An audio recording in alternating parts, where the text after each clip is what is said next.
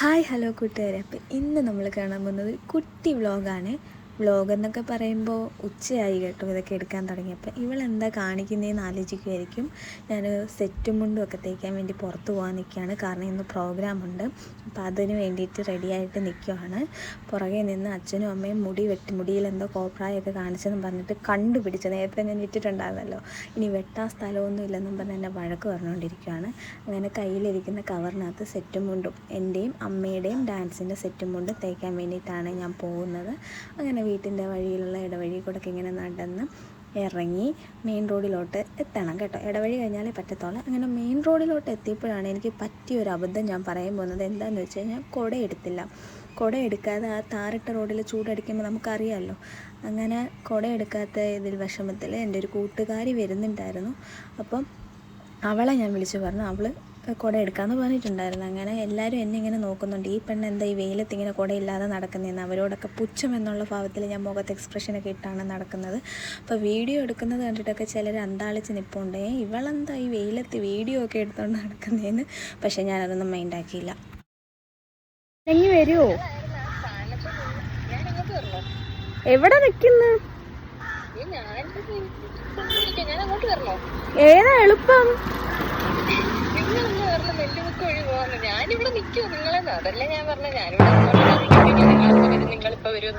നെല്ലിമുക്ക് എന്ന് പറയുമ്പോ നിങ്ങളുടെ വഴി കൂടെ പോകുന്നതാണോ എളുപ്പം?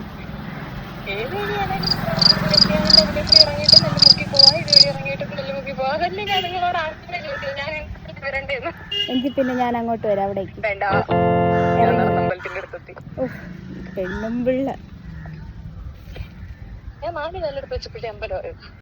ദേണ്ട എല്ലാം നടന്നു വരുന്നില്ല. അവളാണ് എൻ്റെ കൂട്ടുകാരി കേട്ടോ.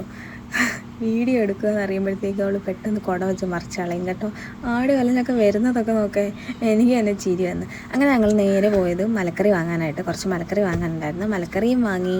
പിന്നെ എനിക്കും അവൾക്കും തണ്ണിമത്തനും വേണമായിരുന്നു. അതും എടുത്തിട്ട് ഞങ്ങൾ നേരെ ഒരു ഓട്ടോ പിടിച്ചിട്ട് തുണി തയ്ക്കാൻ വേണ്ടിയിട്ടാണ് പോകുന്നത്. പാവം ഓട്ടോ മാമന് റോട്ടിലുള്ളവരുടെ വായിൽ നിന്നെല്ലാം കേട്ട്. കാരണം മാമൻ റോങ് സൈഡിൽ കൂടെ ആയിരുന്നു വന്നത്. അങ്ങനെ ആ കഥയെല്ലാം പറഞ്ഞുകൊണ്ടാണ് ഞങ്ങൾ പോകുന്നത്. അപ്പോഴത്തേക്കും തേക്കുന്ന കടയിലെത്തിയപ്പോൾ മാമൻ തേക്കുന്നതേ ഉള്ളായിരുന്നത്. ലവളായെല്ലാം വാങ്ങാൻ നിൽക്കുന്നത്. ജാടയൊക്കെ കണ്ടില്ല, എന്താ വലിയ സംഭവമെന്ന് വിചാരിച്ചു. ഞാൻ മൈൻഡ് ആക്കാറൊന്നുമില്ല.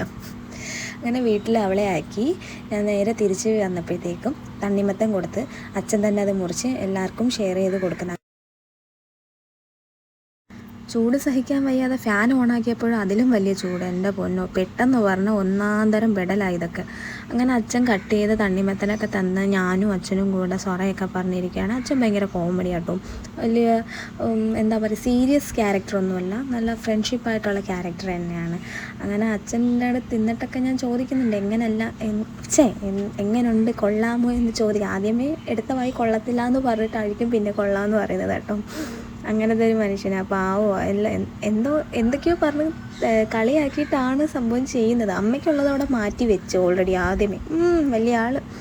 അങ്ങനെ പുറത്തുനിന്ന് ജോലി ചെയ്യുന്ന അമ്മയും കൂടെ ഇറിറ്റേറ്റ് ചെയ്യാന്നുള്ള രീതിയിൽ ഞാൻ അവിടെ ചെന്ന് അമ്മയപ്പം മീൻ വെട്ടുമായിരുന്നു. പരിപാടിയുടെ കാര്യമൊക്കെ ചോദിക്കുന്നുണ്ടായിരുന്നു. സെറ്റും മുണ്ടും തേച്ചോ എന്നൊക്കെയാണ് ചോദിക്കുന്നത്. അങ്ങനെ എനിക്ക് മീൻ ഇഷ്ടമല്ല കേട്ടോ. മീനിൻ്റെ സ്മെല്ലും കാര്യങ്ങളും ഒന്നും ഇഷ്ടമല്ല. അങ്ങനെ ഞാനും അമ്മയും കൂടെ കുറേ കഥകളൊക്കെ പറഞ്ഞ്. ഇന്ന് കിട്ടിയത് അയല മീനായിരുന്നു. അപ്പോൾ അതെല്ലാം അമ്മ ക്ലീൻ ചെയ്തിട്ട് എന്നോട് ദേഷ്യപ്പെടുന്നുണ്ട് കേട്ടോ.